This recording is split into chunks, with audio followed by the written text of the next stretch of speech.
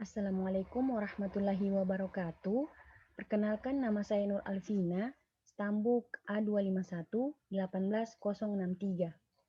Baiklah, di sini saya akan menjelaskan materi tentang gangguan metabolisme glukosa. Nah, yang saya jelaskan pertama, metabolisme glukosa. Peran penting glukosa dalam metabolisme. Produk akhir dari pencernaan karbohidrat adalah glukosa, fruktosa, dan galaktosa, dengan glukosa sekitar 80% dari seluruhnya. Setelah absorpsi dari usus, sebagian besar fruktosa dan galaktosa diubah menjadi glukosa di dalam hati. Untuk itu, hanya sedikit fruktosa dan galaktosa yang beredar dalam aliran darah. Alasan untuk hal ini adalah sel hati mengandung sejumlah besar glukosa fosfat, dan kemudian glukosa dapat ditransport melalui membran sel hati kembali ke dalam darah.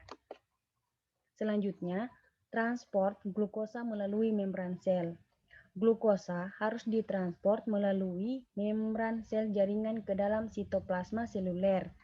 Sebelum glukosa dapat digunakan oleh sel jaringan tubuh, namun demikian, glukosa tidak dengan mudah berdifusi melalui pori-pori dari membran sel, karena berat molekul maksimal dari partikel yang dapat langsung berdifusi adalah sekitar 100, dan galaktosa memiliki berat molekul 180.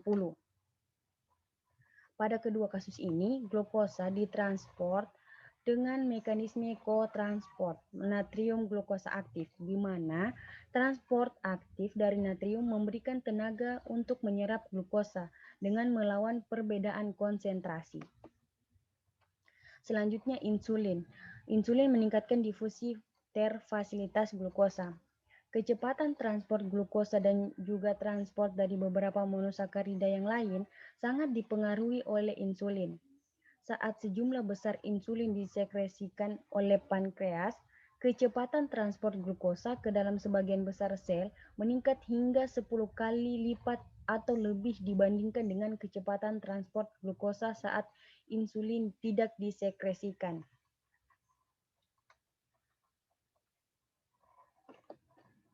Nah, kemudian metabolisme insulin. Insulin ini merupakan hormon yang terdiri dari rangkaian asam amino, dihasilkan oleh sel beta kelenjar pankreas. Dalam keadaan normal, bila ada rangsangan pada sel beta, insulin disintetis dan kemudian disekresikan ke dalam darah sesuai kebutuhan tubuh untuk keperluan regulasi glukosa darah.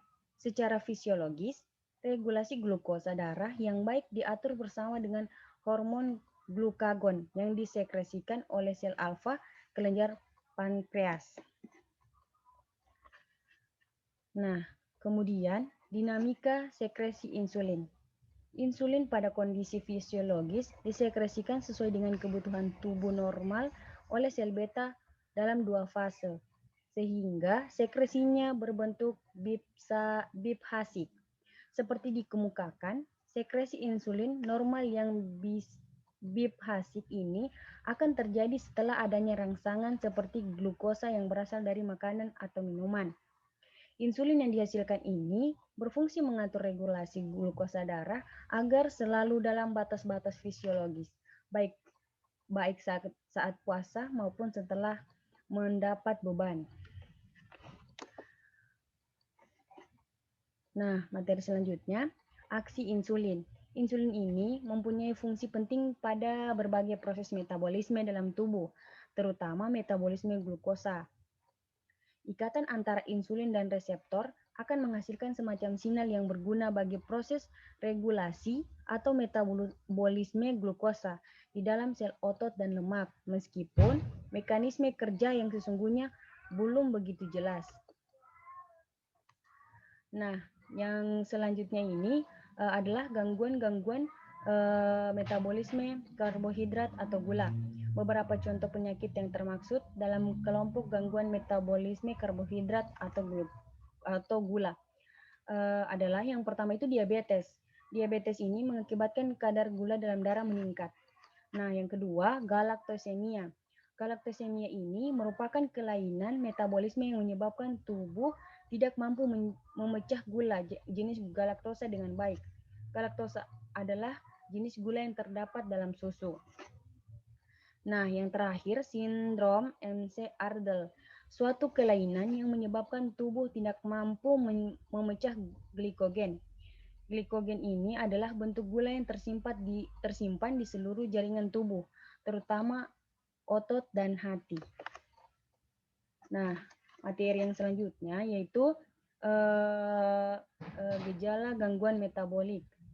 Gejala gangguan metabolik berbeda-beda tergantung jenis gangguan terjadi. Namun ada beberapa gejala umum dari gangguan metabolik ini, yaitu yang pertama, tubuh terasa lemas, mual dan muntah, tidak nafsu makan, sakit perut, bau napas, keringat, air liur dan urin yang tidak sedap, mata dan kulit berwarna kuning, perkembangan fisik terlambat, dan yang terakhir, kejang-kejang. Nah, itulah materi yang dapat saya sampaikan.